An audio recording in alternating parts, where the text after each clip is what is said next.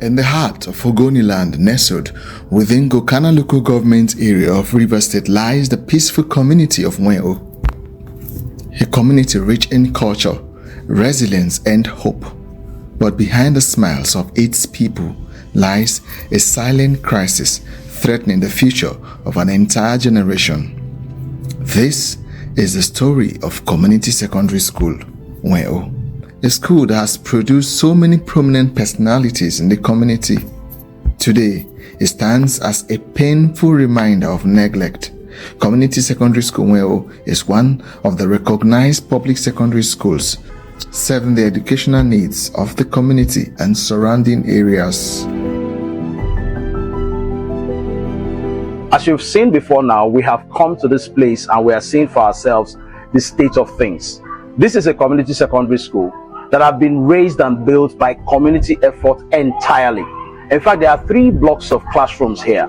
The first one was built by Dr. Nweol, who is a resident of the United States of America, but an indigene of this community.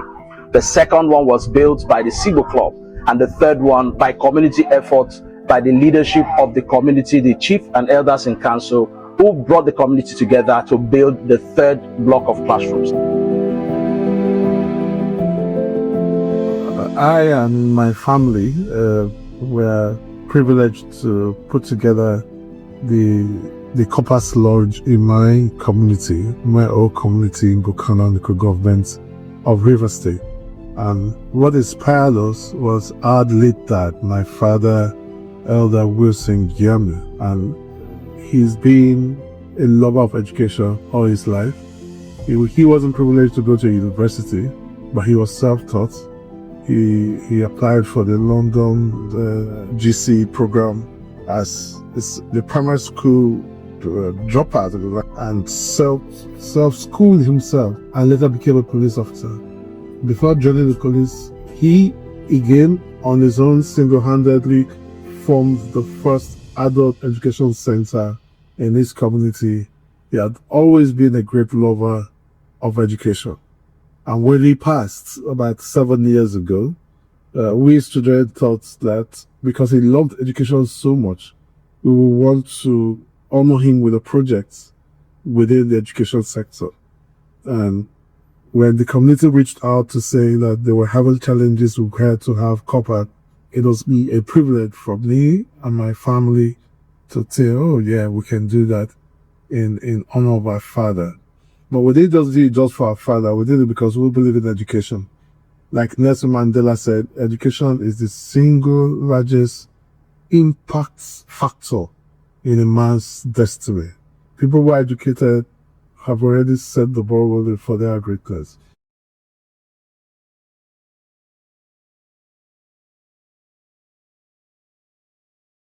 That secondary school was one of the contracts awarded during the Amechi administration. So the complaints are not recent. They've been there for quite a while. In fact, unfortunately, it was one of the secondary schools that had not completed during that period. So the issues have been there for some time. In fact, it took communal effort.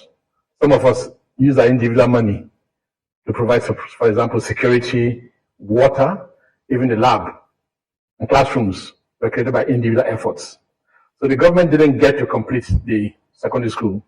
The community secondary school was when it started. It was conceived as a way of putting the community on the map, and also the community long before that time has discovered that education has a role to play in uplifting the standard of living of the people, and it has a way of improving the status of members of the community. It was based on this that the community decided to start the community secondary school.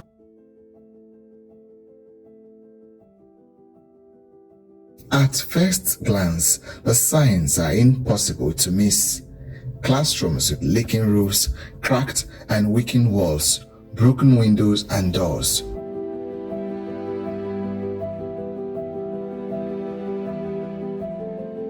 When I came in here newly, I felt so disappointed with the situation of things in the school.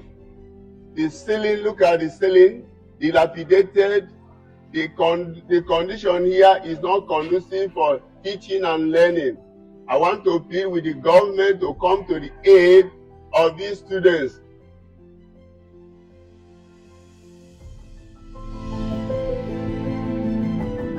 Overgrown with bushes creeping into learning spaces.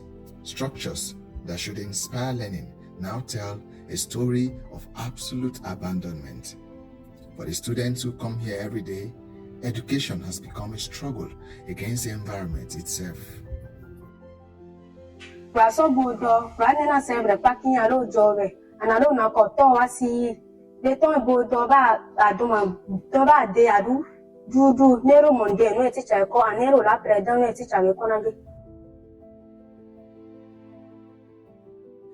So what it requires now is for government to now come in to do what it was meant to do in the first place, to bring it up to standard of what a secondary school should be. As I speak to you now, even where we had roofs and ceiling, they're caving in. There are no desks and chairs in the places. We don't even have toilet facilities. So the pupils and the teachers use the bushes for convenience. You can imagine the attendant risks involved with that, snakes and sort of things in the forest there. We don't have enough teachers even, so without, especially science teachers. So the appeal is that they should bring it up to the standard that a secondary school should be in the first place. And secondary schools are primarily state government responsibility. Nevertheless, companies, corporate organizations, and individuals can come to our assistance to bring it up to schools so that you can get benches, schools, teachers, toilet facilities very importantly, and also security for compound and water. So that's the plea we're talking about. That NDDC can come to help. HIPREC, whatever corporate social responsibility can be brought in to assist us, companies and well-meaning individuals can assist us to get it to what a secondary school should be, so that these children can be trained properly to become proper leaders of tomorrow. Not now we don't do it properly. Tomorrow they grow to what we don't want them to be, but start complaining that they are not behaving, they are not doing something. All the background work that needs to bring them up to that standard needs to be put in place. And that's what the plea is now. Let us do the right thing at this point in our lives, so that they can be proper citizens tomorrow to help all of us. When it rains, lessons are disrupted. When the sun is scorching, classrooms become unbearable. And when buildings continue to deteriorate, safety becomes a daily concern. Yet, every morning, these young boys and girls arrive with dreams of becoming doctors, engineers, teachers, scientists, and the leaders of tomorrow. But dreams alone cannot build a future.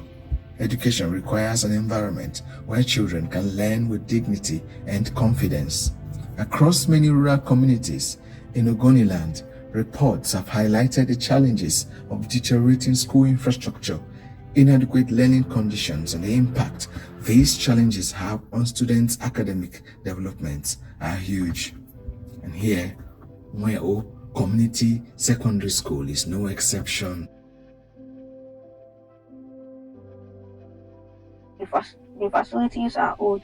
We need more new facilities so that we can have a good learning development in the school. It is because the roofs are being dilapidated, and when rain falls, it enters in our school bags and wet our books. We are calling on the government to fix the school properly.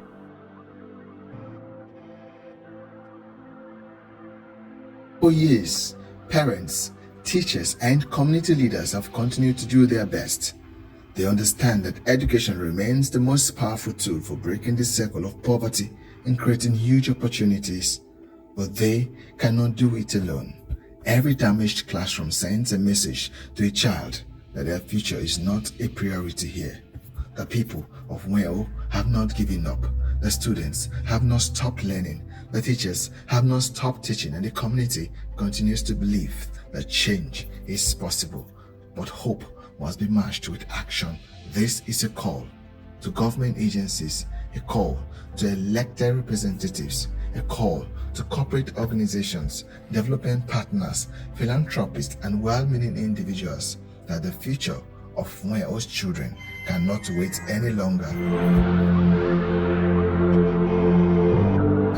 Before that time, all our children were traveling to distant places to go to secondary school. But we are told that some people could not access that kind of distant places. So the government said that we want all our children to go to school, at least have the basic qualification to go for higher education. So we started the secondary school. And to God be the glory. Today, that school has produced graduates, they have produced medical doctors, the school has produced engineers. People with different professions have come out of that school. And we are very happy about it. They haven't gone this far on our own as a community. I think government, first of all, should appreciate the community by carrying out some intervention projects so that the school will grow and stabilize. For example, the government can build some laboratories because we especially want to encourage science students. Can build some laboratories and then get computer systems. We loved education so much, we would want to honor him with a project within the education sector. And when the community reached out to say that they were having challenges required to have copper, it was a privilege for me and my family to say, oh yeah, we can do that in honor of our father. But we didn't just do it just for our father, we did it because we believe in education. Like Nelson Mandela said, education is the single largest impact factor in a man's destiny. People who are educated have already set the bar rolling for their greatness. So every opportunity to help one child in the community have access to quality education is something we are more than happy to be part of. Now, it is sad also to see that in the community where our primary schools are in the state of a dilapidated state. It is a shame, it's sad. We think that our young people, our children, need to be given access to better and quality education. So we want to call on the relevant authorities from the local government council to the state education boards, the Ministry of Education of the state, and every other key player in the education sector in Rivers State to really pay attention to the state of schools in our communities. Spirited members like myself in the community have consistently made effort to keep the schools running, paying for teachers, getting books, even fixing certain infrastructure requirements, desks in the classrooms, toilets for the students. There are spirited members of our community that are doing so, and I want to commend them. But we think that government must do more in equipping our schools to deliver the results we seek. The story of Community Secondary School Nweol is more than the story of a building. It is the story of children whose dreams deserve a chance. It is the story of a community asking not for charity, but for investment in its future. A rehabilitated school can transform lives. A restored classroom can inspire greatness, and a single intervention today can create generations of success tomorrow. The question is simple. Will we answer the cry of Nweol's children, or will we allow another generation to be left behind? Education cannot wait. The children of Nweol cannot wait. The time to act is now, because every child deserves a safe place to learn for a better future.